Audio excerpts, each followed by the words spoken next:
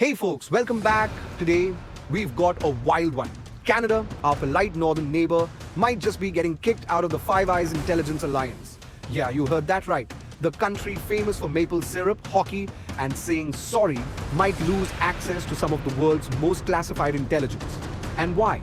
Well, let's just say Justin Trudeau has been playing with fire. And it looks like the United States has had enough. Let's break it down. For those who don't know, Five Eyes is like the VIP section of global intelligence sharing. The US, UK, Australia, New Zealand, and Canada. 5 countries with some of the tightest security bonds in the world. This alliance goes way back to World War II, built on trust and a shared goal, keeping the world safe from terrorism, espionage, and rogue states. But now, Canada is on the verge of being shown the door. And the reason? Trudeau's obsession with appeasing his vote bank at home.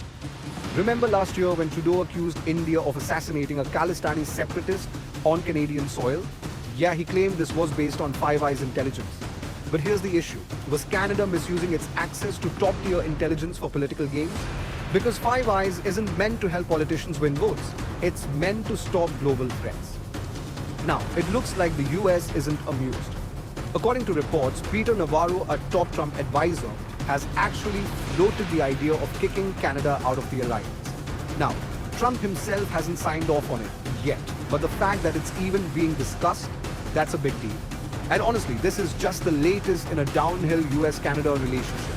First, Trump jokingly or not suggested annexing Canada as the 51st state.